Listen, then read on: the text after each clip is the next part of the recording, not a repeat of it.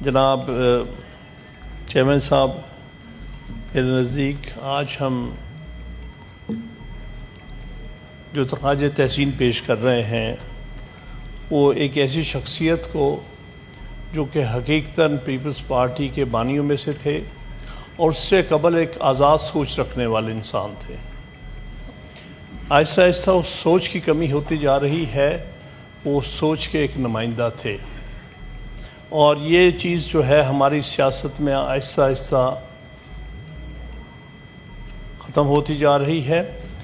جو لوگ عوام کی سوچ زیادہ رکھتے ہیں بلکہ ایلیٹ کی کلاس کے ساتھ ان کا کم سے کم تعلق ہے۔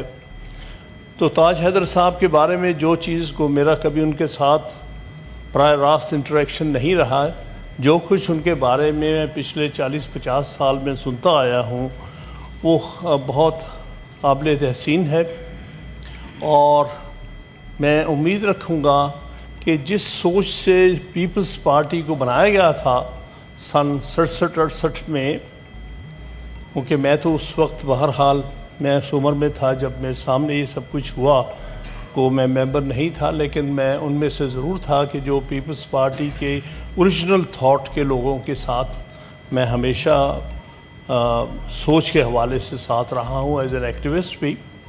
تو یہ لوگ اب آہستہ آہستہ یہ ان آخری چند لوگوں میں سے ہیں جو کہ در حقیقت آئیڈیالوجیکل ساتھی تھے پیپلز پارٹی کے۔ انہوں نے ہمیشہ آئیڈیالوجی جو پیپلز پارٹی کی تھی بنیادی طور پہ، جس میں عوام کی ایک سوچ تھی، عوام کی بہتری کی سوچ تھی، عوام کو اور ان کے جمہوری حقوق دلانے کی سوچ تھی، جن میں آئین کے لیے اور آئین کی بحالی کے لیے، آئین کی مضبوطی کے لیے ان کی سوچ تھی۔ ان لوگوں میں سے تھے جنہوں نے اوریجنل آئین جو 1973 میں اس ملک کو دیا گیا متفقہ طور پہ، ان کی سوچ رکھنے والے لوگوں میں سے تھے۔ اور پھر 2010 میں بھی جب آئین کو کسی حد تک بحال کیا گیا، دو بڑے ملٹری ڈکٹیٹرز کے خوفناک ادوار کے بعد، تو اس وقت بھی بالکل موجود تھے آئین کو اپنی اصلی شکل میں لے کے آنے میں۔ تو یہ وہ لوگوں میں سے تھے جو واقعہ ہی آئین کو صحیح معنی میں اس سوچ کے مطابق لانا چاہتے تھے جو کہ جناب مرحوم ذوالفقار علی بھٹو صاحب کی سوچ تھی، اور کافی حد تک محترمہ بے نظیر بھٹو صاحبہ کی سوچ تھی۔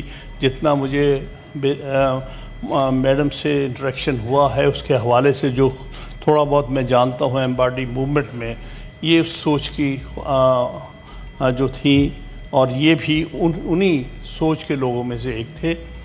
اور میں بس یہی کہوں گا کہ اللہ ان کو غریق رحمت کرے، اور خدا کرے کہ پیپلز پارٹی میں ان کی سوچ کے لوگوں میں اضافہ ہو۔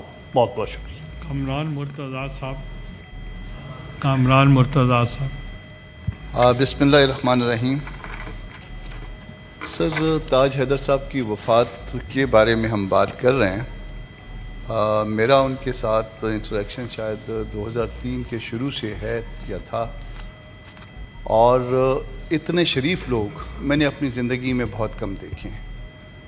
کل بھی میں بات کر رہا تھا، مطلب سارے لوگ شریف ہوتے ہیں مگر وہ شریفوں میں بھی ایک انتہائی ایک عجیب قسم کی شریف انسان تھے اور نفیس۔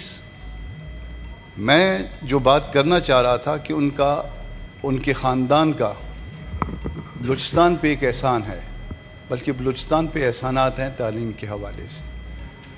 میری جب بھی ان کے ساتھ بات ہوئی، وہ بلوچستان کے حوالے سے ایک خاص تعلق رکھتے تھے اپنے والد کی وجہ سے، اور بلوچستان میں جو کچھ لولی لنگڑی تعلیم آج ہے یا وہ کسی ایرا تک تھی، اس میں ان کے والد کا، ان کے خاندان کا بہت بڑا کردار ہے۔ تاج حیدر جیسے لوگ کبھی بھی کسی قسم کا تعصب کا شکار نہیں ہوتے تھے۔ ہم سب پارٹیز سے تعلق رکھتے ہیں، اور پارٹیز سے تعلق رکھتے ہوئے بھی بعض اوقات ہم وہی لائن لیتے ہیں جو پارٹیز کی ہوتی ہے، مگر ان کی لائن ہمیشہ انڈیپینڈنٹ ہوا کرتی تھی۔ وہ ایک جو ان کا ذہن کہہ رہا ہوتا تھا، آپ اس سے اتفاق کریں یا نہ کریں، مگر جو ان کا ذہن کہتا تھا وہ وہی بات کرتے تھے، اور بہت نفیس انداز میں، بہت تحمل کے ساتھ، بہت خوشدلی کے ساتھ. اللہ پاک ان کی مغفرت کرے، ان کے درجات بلند کرے، اور ان کی فیملی کو صبر دے. میرا خیال ہے کہ یہ ایسا نقصان ہے کہ جو فیملی کا نقصان نہیں ہوا کرتا، نہ پارٹی کا نقصان ہوا کرتا ہے، بلکہ یہ ملک و قوم کا نقصان ہے. میں ان کے لیے مغفرت کی دعا کرتا ہوں، اپنی طرف سے بھی، اپنی پارٹی کی طرف سے بھی، اور اس غم میں برابر کا شریک ہوں. بہت شکریہ.